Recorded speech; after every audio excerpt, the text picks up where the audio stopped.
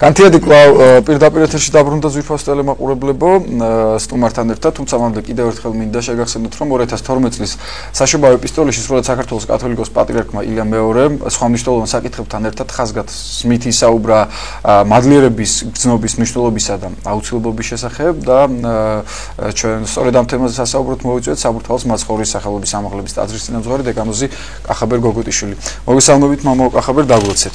ერთმანეთს დაგლოცოთ, მოგესალმებით და მადლობას გიხდით მოწვევისთვის. მადლობა თქვენ მობრძანებისთვის. მამაო კახაბერ, წინა გადაცემებში ჩემი კოლეგები შეეხნენ ამ თემას, თუმცა ამ თემის აქტუალობიდან გამომდინარე, ჩვენ გადავწყვიტეთ კიდევ ერთხელ შევხებოდეთ ამას და მე მინდა ვიდრე კითხვას დაგისვამდეთ და დავიწყებდეთ ამაზე საუბარს. უშუალოდ პატრიარქის ეპისტოლიდან მოვიყვანო ციტატა. უწმინდესი ბრძანებს, რომ ამ თემაზე განსაკუთრებული ყურადღება იმიტომ გავამახვილეთ, რომ მადლიერება უმთავრესი ქრისტიანული სათნოებათაგანია და მასთან დაკავშირებით ჩვენი დამახინჯებული დამოკიდებულებები აუცილებლად უნდა გამოვასწოროთ. ციტატა დასრულდა.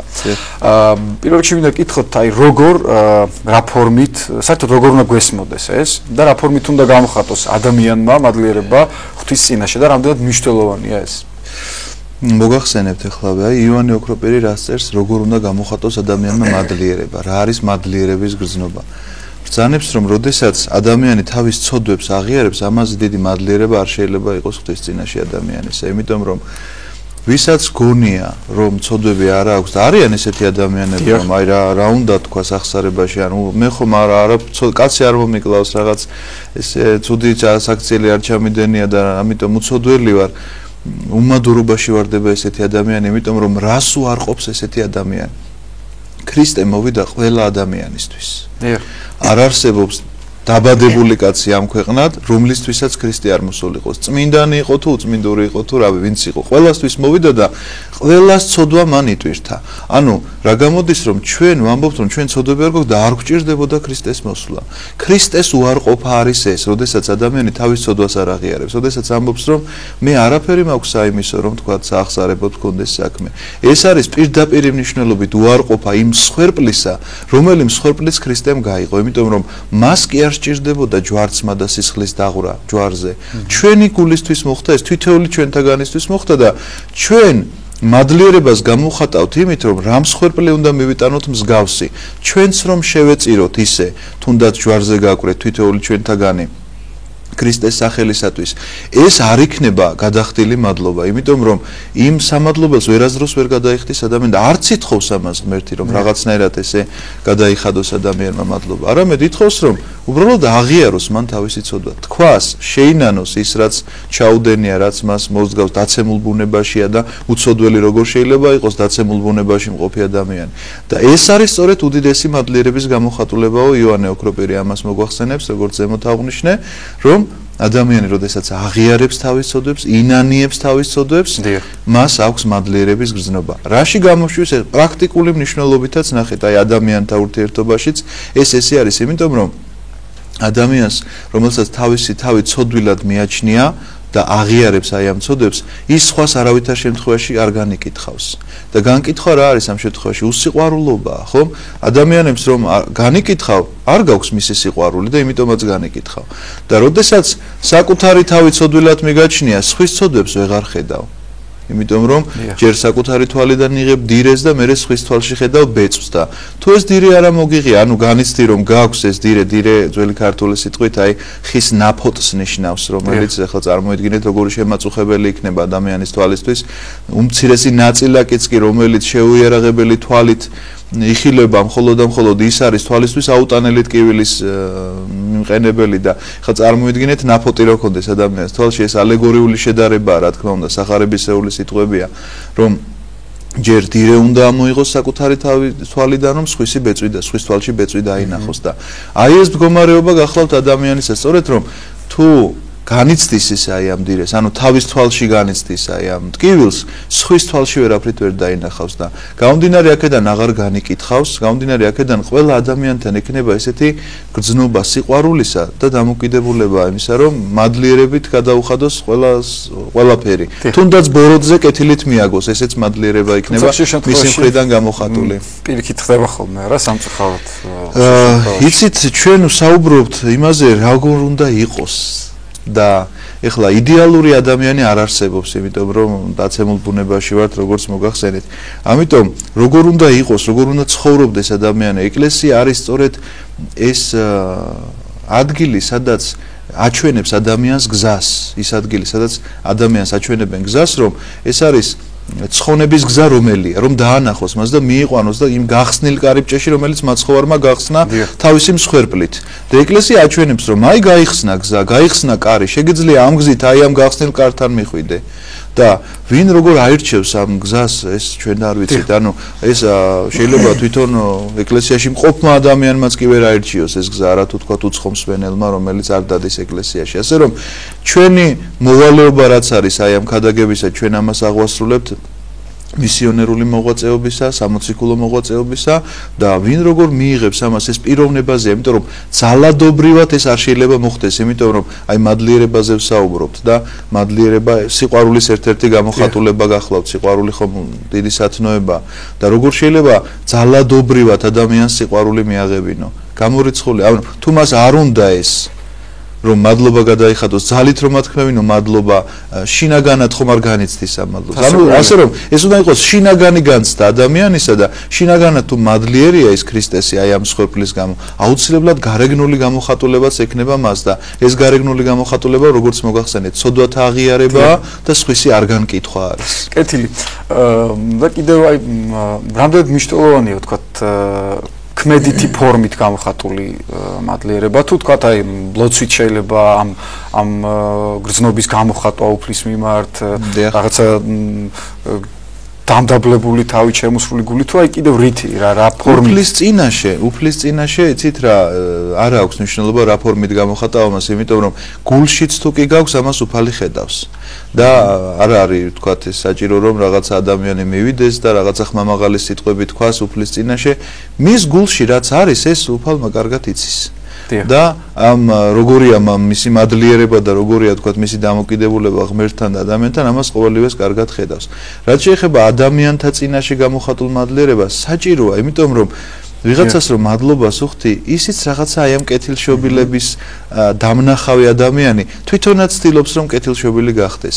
შეიძლება არც იყოს მადლობა გადასახდელი, რაღაცა ისე ვერ მოიქცა შენს წინაშე, რაღაცა დააშავა, მაგრამ მაინც ზრდილობიანი მოკითხვა ზრდილობიანი ურთიერთობა მასთან ეს ხომ იმას ნიშნავს რომ შენ ის არ უბრაზდები მას და რაღაცა თითქოს ის მადლიერი დარჩება იქეთ დარჩება თვითონ მადლიერი და აქედან გამომდინარე ადამიანთა შორის ეს ურთიერთობა აუცილებელია გარეგნული სახით იყოს გამოხატული იმიტომ რომ ადამიანები შინაგან მდგომარეობას ვერ ხედავენ ღმერთი ყოველივეს ხედავს და ასე რომ ღმერთის წინაშე დამტკიცება არაფრის არ დაჭირდება ადამიანს კეთილი თქვენ წეგან ახსენეთ რომ აი ადამიანს თუ არ აქვს ეს გრძნობა და ეს სათნოება რომელიც როგორც სიყვარულია ძალით ასე ვთქვათ ვერ უფიცკებ არა ამისკენ დიახ ძალადობრივად არ ხდება აი რამდენად საშიშია ასე ვთქვათ რამდენად საზიანოა ადამიანის სულისთვის მოჩვენებითი და ფარისეულური მადლიერება თითქოს ის გამოხატავდეს როგორც ღვთის წინაშე ახლა ჩვენ ვიცით რომ ღვთის წინაშე არაფერი არ არის დამალული და დაფარული მაგრამ კაცთა წინაშე შეიძლება ეს რაღაცა გამოგივიდეს ადამიანს მოჩვენებითად იყო მადლიერი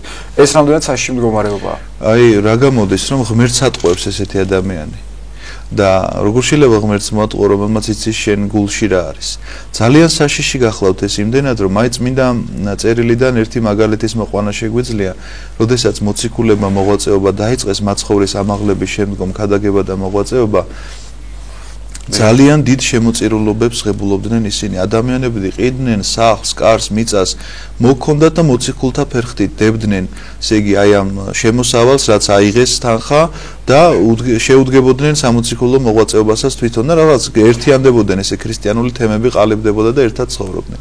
იყო ესეთი ცოლქმარი ანანია და საფირა, რომელიც საქმე მოციქულთაშია მოთხრობილი ეს რასაც მეუყვები. და გაყიდა ამ ანანიამ სახლი და აიღო რაღაც გარკვეული თანხა. და ნახევარი ამ თანხისა დაიტოვა თვითონ, მეორე ნახევარი მიიტანა და პეტრეს წინაშე დადო და თქვა რომ აი მეც გავყიდე სახლი, მეც მინდა თქვენთან ერთად აი ამ ქრისტიანულ თემში ვიმყოფებოდე და ჩემი შეწირულობა და გავყიდე სახლი და რაც იყო ყველაფერი მოვიტანეო. და პეტრე ეუბნება რომ რაში დაგჭირდაო, მე ხომ არ მომითხოვია შენთვის ეს, ან ღმერთს ხო არ დაუვალებია რომ აბა ეხლა შენ სახლი გაყიდე, თანხა მოიტანე. ვის დაუმალეო ეს თანხა? ანუ პეტრემ რა თქმა უნდა სულიწმინდის მეოხებით საშუალებით მიხვდა რაშიც იყო საქმე რომ ეს ადამიანი ტყუოდა და შენ მე კი არ მომატყუეო ეუბნება შენ ღმერთს ეცრუეო და დავარდება ანანია და მოკვდება აი ადგილზე გარდაიცვლება ეს ადამიანი ანუ რამხელა არის სასჯელი გამოხატული რომ ღმერთს ატყუებს ადამიანი იქვე ისე იგი სინანულის საშუალებაც აღარ მიეცა მას ანუ ვერ შეინანებდა ეთყობა ამას და ღმერთმა უკეთესად იცოდა იმიტომ რომ ღმერთს კი არ უნდა და მისი წარწმედა უბრალოდ ესე გამოდიოდა რომ ეს ადამიანი ვერ შეინანებდა ამ თამის დანაშაულს შეიძლება უარიც კი ეთქვა რომ არა თქვენ მე ცილს წამებ და უფრო დიდ ცოდვაში ჩავარდნილიყო ამიტომ ადგილზე გარდაიცვალა ესევე დაემართა მის ცოლს იმიტომ რომ ის ცოტა დაგვიანებით მოვიდა და არ იცოდა მისი ქმრის ამბავი თუმცა კი ფული რომ გადანახული იყო ცალკე ეს იცოდა და იგივე თქვა მან რაც მისმა ქმარმა და ისიც ისევე მოკვდა ადგილზე გარდაიცვალა ასე რომ ღმერთს რომ ეცრუოს ადამიანი ეს სიმბოლურად იმ სულიერ სიკვდილს ნიშნავს შეიძლება ფიზიკურად ესე არ გარდაიცვალოს მომენტალურად მაგრამ სულიერად მკვდარი ადამიანი რატომ იცით რომ ღმერთს რომ ატყუებს მას სარწმუნოება არ აქვს და სარწმუნოების გარეშე ხომ მკვდარი ადამიანი აი ცოცხალი სარწმუნოება თუ არ გააჩნია რა მნიშვნელობა აქვს მის სიცოცხლეს რომ სუნთქავს ეს კი არ არის სიცოცხლე ის რომ გული უცემს და თქვათ მოძრაობა შეუძლია და საჭმლის ჭამაში ეს არ არის სიცოცხლე სიცოცხლე სხვა რამეა სიცოცხლე არის შენი მოაზროვნე სულის კვება შენი მოაზროვნე სულის მოქმედება არის სიცოცხლე რომ ის სარწმუნოებით და სიყვარულით არის ავსებული და ღმერთისკენ მიილტვის და ღმერთთან ყოფნა სურს ეს არის შენი სიცოცხლე და არა ფიზიკური მყოფობა ადამიანისა თუ კი ის ცხოველის დონეზეა დაშვებული რომელიც ფიქრობს რომ შეიძლება ისევე მოატყუოს ღმერთს როგორც შეიძლება ადამიანს ატყუებდეს რაღაც თვალთმაქცურად აქედან გამომდინარე ძალიან სახიფათო რამ გახლავთ ეს ტყუილი არა ღვთის წინაშე არამედ ადამიანთა წინაშეც კი ძალიან სახიფათოა იმიტომ რომ ეს ადამიანი იქნებ პეტრე მოციქულია და ისიც ესე ჭრեց შენს ტყუილს როგორც ანანიას ტყუილი განჭვრიტა პეტრემ ამ შემთხვევაში და როგორი სასჯელი მიიღო ანანიამ ყველა ჯვარი ეწეროს ასე რომ ძალიან დიდი სიფრთხილით უნდა მოეკიდოს ესეც უმადურების გამოხატულებაა რომ ადამიანი ადამიანს ატყუებს ტყუილს კადრულობს იმიტომ რომ არ უყვარს მას ეს ადამიანი ისევე როგორც განკითხვის დროს განკითხვა თვალთმაქცობაა რომ ვითომ შეწუხებულია იმის აქციელი და სინამდვილეში უსიყვარულობაა მიზეზი განკითხვისა. კი, განკითხავ კაცს ახლა უბრალოდ მიყვარს და იმიტომ ამბობ. ხო, რა თქმა უნდა ეს არ არის პირიქით წმინდანები ვიღაცის ცოდვებს მალავდნენ რომ გაიგებდნენ რომ ვიღაცამ შესწოდა როგორ გაიმეორებდნენ ამას რომ იმან შესწოდა ამას არ მოყვებოდნენ არავითარ შემთხვევაში პირიქით სასჯელიც რომ დაედოთ მათთვის რომ აი შენ თქვი რომ იმან შესწოდა არ იტყოდნენ რომ შესწოდა. იმიტომ რომ უყვარდათ ის ადამიანი და მის ცოდვას ისევე განიცდიდნენ როგორც ვითომ თვითონ ჩაედინოს ეს ცოდვა და სინანულის ცრემლები მოდიოდათ სხვის მაგივრად. ეს არის ჩვენი ცხოვრება ქრისტიანობისა რომ აი ამ წმინდანების მსგავსად უნდა ვიცხოვროთ და მათ უნდა მივდიოთ და მათ კვალში უნდა ვიდგეთ. კეთილი მე მამა თქვენი ნებართვით კიდევ ერთ ციტატას ამოვიკითხა უწმინდესის ეპისტოლედან. ღმერთს მადლობა უნდა შევწიროთ ყველაფრისათვის, მათ შორის ავადმყოფობისა და სხვადასხვა განსაცდელისთვის, რადგან უფლის განგებულებით აღესრულება ყოველი და იგი აუცილებელია ჩვენი სულიერი აღზრდისა და ცხონებისათვის. ეს თითქოს შეიძლება ჩვენთვის ვთქვათ ადვილი მოსასმენი იყოს, მაგრამ ჩვენ გარშემო არის ძალიან ბევრი ადამიანი, რომელიც განიცდის ფიზიკურ ტკივილებს უძლურებას და აი რაღაცნაირად რომ ანუგეშოთ ეს ადამიანი, რამდენად მნიშვნელოვანია აი ამ ყველაფრის დათმენა და ალბათ ძნელი გასაგებია, თუმცა ყველაფრისთვის, ამ მდგომარეობისთვისაც უნდა ვმადლობდეთ უფალს. იმიტომ რომ ეს ჩვენი სულის გადარჩენისთვის არის დაშვებული. აი მან ერთ ძალიან საინტერესო სიტყვა ეწერა რომ ეს ყველაფერი აღზრდისთვის ხდება. დიახ. იმიტომ კი არ ხდება რომ ღმერთს ვიღაცის ტანჯვა მოსწონს და სიამოვნებს. აი წარმოიდგინეთ მრავალშვილიანი ოჯახი. სადაც ოჯახის მამა ის რომ კარგად ისწავლონ მისმა შვილებმა და კეთილი ადამიანები გამოვიდნენ, არა მხოლოდ განათლებას გულისხმობ, კარგად ისწავლონ ამაში, არამედ ცხოვრება ისწავლონ, ადამიანური ცხოვრება ისწავლონ, ძალიან ხშირ შემთხვევაში რაღაც სასჯელებს მიმართავს. თქვათ შეიძლება ვიღაცას რაღაცა სასჯელი რაღაც არ წავიდეს სადმე სასეირნოთ რაღაცა დაუშალოს რაღაცა ოთახში ჩაკეტოს შეიძლება რაღაცა ისეთი დავალება მისცეს ან ყურიც კი აუწიოს ესეთიც ხომ არის შესაძლებელი ყველაზე კარგ შემთხვევაში კუთხეში დაყენ ანუ სხვადასხვა მეთოდი არსებობს იმისთვის რომ ეს მამას ოჯახის მამას ახლა როგორ ფიქრობთ მოსწონს თავისი შვილების დასჯა რაღაც ესეთი ინტერესი აქვს და ნება აქვს ესეთი რომ თავისი შვილები მისი ინტერესი არის რომ მან გაისწავლოს და გაიზარდოს როგორც კარგი ადამიანი.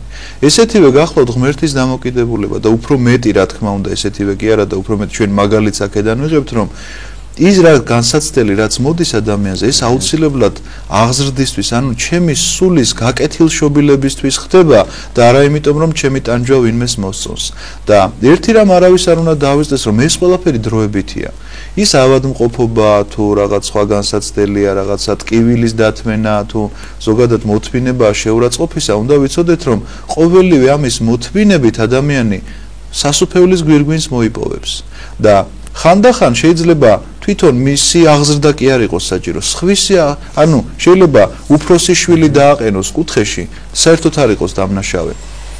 იმიტომ რომ უმცროსმა დაინახოს, რომ თუ კი არ მოიქცევა კარგად და კეთილად, აი ესე დაიჯება თქვათ ისიც და მამა მას რაღაცა სასჯელს დაადებს. ესეთივე მდგომარეობაც ხდებოდა წმინდანებში, იმიტომ რომ იყვნენ წმინდანები, რომლებიც ისეთი მოღვაწეობით ცხოვრობდნენ, მაგრამ რაღაცა გარკვეული ავადმყოფობა შეეყრებოდათ ხოლმე. ეს იყო მაგალითი სხვისთვის, რომ როგორ უნდა მოეთვინათ მას ეს განსაცდელი. მე რა რომ წმინდანია, ის ხომ ჩვეულებრივი ადამიანია, ხორცში მცხოვრები, დაცემულ ბუნებაში ცხოვრობს, უბრალოდ ცხოვრების წესი აქვს განსხვავებული ჩვენგან, განსაკუთრებული მოღვაწეობა აქვს თავის თავზე აღებული და რაღაც გარკვეულ სიწმინდეს მიაღწია. სასწაულთ მოქმედებდნენ კიდეც მამები და თვითონ ავადდებოდნენ რაღაც ისეთი სენით, რომელიც შეიძლება ჩვენ ვიღაცას დავაბრალოთ რომ რახანეს დაემართა, ამიტომ ცოდვილია, არავითარ შემთხვევაში, იმიტომ რომ წმინდანებსაც შეიძლება დამართნოდათ იგივე სენი, არა იმიტომ რომ შესწოდეს, არამედ იმისთვის რომ ესეც ერთგვარი ქადაგება იყო. შე შემთხვევაში ითხოვდნენ კიდევაც ხოლმე. ითხოვდნენ კიდევ ძალიან განსაცდელს, იმიტომ რომ რაღაცა გაძლიერება სჭირდებოდათ, იმიტომ რომ ავადმყოფობის დროს ადამიანს ძალიან ბევრი ცოდვა მიეტევება და მადლობდნენ ამისთვის ღმერთს და ეს იყო ერთგვარი ქადაგება. ეს იყო ერთგვარი სახე იმისა, თუ როგორ უნდა ყოფილიყო ადამიანი მოთმინებაში, მიუხედავად იმისა, რომ ავადმყოფობა შეემთხვეოდა თუ ნებისმიერი რაიმე სხვა განსაცდელი, იმიტომ რომ ეს არ არის მუდმივი მდგომარეობა, ეს არის დროებითი, აუცილებლად დასრულებადია და ამის მოთმინებას საუკუნო გვირგვინი მოაქვს ადამიანის. კეთილი. და ცოტა რუქჩება აუცილებლად მინდა კითხოთ, უბრალოდ შევეხოთ ამ თემასაც. მავაკახაბერ დასაწყისში ვახსენეთ, რომ ყოველივე ღვთისგან აქვს ადამიანს მოცემული. არა თუ გავიხსენებთ სახარების სიტყვებს, იქ ძანებს მაცხოვარი რომ ყოველი თმის ღერი, არა როგორც ძნელა წარმოსადგენია ჩვენთვის თითქოს ადამიანებისთვის. ყოველი თმა თითოეული ღერი დათვლილია შენს თავზე და მისი ნების გარეშე ერთი ღერიც არ ჩამოგვარდება. აქედან შეიძლება ვიფიქროთ თუ რაოდენ ზრუნველობას ავლენს თითოეულ ადამიანზე. უსაზღროდ ენით გამოუთქვა ზრუნველობას უფალი. თუმცა ხშირად ადამიანებს შემთხვევაში ალბათ შეძლებულ ადამიანებს არა აქვთ ბევრი რა და ისინი თვლიან რომ ყველაფერი თვითონ თავისი ძალებით მოიპოვოს. აი ჩვენ ცხოვრებაში ალბათ ყოფილა ერთხელ მაინც ფაქტი რაღაცისთვის მიგვიღწევია სრულად უშრომელად, უწვალებლად და თუ კი ჩავღმავდები საკუთარ თავს, იტყვი რომ დაუმსახურებლადაც კი. არა, ანუ თუ კი დაფიქრდები, მიხვდები რომ ეს რაღაცა დაშვებულია ღვთისგან. მაგრამ არიან ადამიანები სრულად ყველაფერში უმადურნი. და რის კითხვა მინდოდა, ხშირ შემთხვევაში ასეთ ადამიანებს უფალი იობის მაგალითი მახსენდება, ანუ კარგავს თუ არა ადამიანი ყველაფერს, რომ დარწმუნდეს იმაში, რომ თავისი ძალებით არ აქვს ის რაც აქვს, ყველაფერი ღვთისგან აქვს მიცემული და შემდეგ ესეც მისი სულის გადარჩენისთვის ხდებოდეს და იღებდეს მარილერების გზნობას. არა მარტო მატერიალურ სიმდიდრეს შეეხება, რაც თქვენი გითხრათ, შეიძლება ძალიან ბევრი მაგალითია, რომ რაღაცა გარკვეულ სიწმინდეს მიღწეული ადამიანი დიდ ცოდვაში ჩავარდნილა და რატომ ხდება ეს ამბავი? აი სულ შეიძლება აინტერესებდეს კაცს რომ ესეც სიწმინდეს მიაღწია და როგორ ესე შესწოდა, რა დაეცა რაღაც დიდი ცოდვით. იმიტომ ხდება რომ ამ პარტავნების საშიშროება დადგა მის წინაშე. დიახ. აი ერთი ესეთი პატერი კი გახლავთ რომ ერთი ბერი დაეცა მრუშობით. და წინამძღვარმა რომელმაც მოისმინა მისი აღსარება, შემდგომში მოისმინა ორი ბოროტი ძალის საუბარი. და ერთი ეუბნებოდა, რომ მეოეგო ისეთ ამპარტავნებაში მყავდაო, პირდაპირ ჯოჯოხეთის გზაზე იდგა და მიექანებოდა ამ თავის და ვერ ცხდებოდაო ამას. და ეხლაო შენ რომ შეუჩნდი და დაეცა აი ამ ცოდით რომელსაც მრუშობა ქვია, ისეთ სინანულში ჩავარდაო. ეხლა რომ მოინანიაო, ღმერთი ყველაფერს აპატიებს ამასო და გადარჩება ეს ადამიანი. ანუ ის მათი გულის ტკივილი ეს მოისმინა წინამძღვარმა. ვერ გაიყვეს. დიახ, რატომ მოხდა მისი დაცემა? იმიტომ მოხდა რომ გამოფხიზლებულიყო, იმიტომ კი არა რომ ღმერთს სიამოვნებს მისი თქვა წვალება. ისევე თქვა როგორც მატერიალური ქონება შეიძლება ისე დაკარგოს ადამიანმა ერთ დღეში როგორც იობის მაგალითია რომ ქონდა უამრავი ქონება და შვილები და ასე და დარჩა ცარიელი, აი არაფრის გარეშე ეს ადამიანი და მადლობის გრძნობა მის გულში არ გამქრალა. შიშველი მოვედი ამ ქვეყნად და შიშველი უფალმა მომცა ყოველივე და უფალმა წაიღო. ანუ ამას კი არ აყვედრის ვინმეს და კი არ ამბობს რომ ეს მე მოვიპოვე და ჩემი შრომა იყო. რა თქმა უნდა მისი შრომით იყო ეს ყველაფერი. ღმერთი შეეწეოდა მას ამ შრომაში, როდესაც ხედავდა მის კეთილსინდისიერებას და შრომაში დამოკიდებულებას და არა ის რომ ეხა ციდან ჩამოფრინდა ეს აკლემების ჯოგები და ხარები და ძროხები. არამედ მისი შრომის შედეგი იყო და უფალი შეეწეოდა, მაგრამ რომ დაკარგა არც ამაზე არ ქონია თქვათ რაღაცა განცდა, მაგრამ ის რომ დაკარგავს ადამიანი თქვათ და ეს განსაცდელია. ამ შემთხვევაშიც არ უნდა დაკარგოს მადლიერების გრძნობა, იმიტომ რომ ესეც მის გამოსაფხიზლებლად ხდება, იმიტომ რომ მაგალითი თქვათ რომ წმინდანი არანაირი მატერიალურ სიმდიდრეზე არ ვლაპარაკობთ, რაღაცა სულიერი სიმდიდრე, რომელიც მოიპოვა, შეიძლება ერთ წამში გაქრეს მისგან, იმიტომ რომ ცოდვით დაეცეს და ეს ცოდვის დაცემაც იმიტომ ხდება, რომ მის გამოფხიზლებას ემსახურება, იმიტომ რომ მისით არ მოუპოვებია ეს. სიწმინდე, რომელიც მან მოიპოვა მოისურვა, იღვაწა ამისთვის, მაგრამ ღმერთმა მისცა. ანუ ჯერ არ გაგონილი ღვაწლს რომ არ გვინახავს, ესეთი ღვაწლით რომ აღასრულოს ადამიანმა, თუ ღვთისნება არ არის, ის ხომ ამ სიწმინდეს ვერ შეიძენს. ცხონებასაც კი ვერ მიიღებს ადამიანი, ჯერ არ გაგონილი ღვაწლი რომ აღასრულოს. ცხონება ღმერთზეა.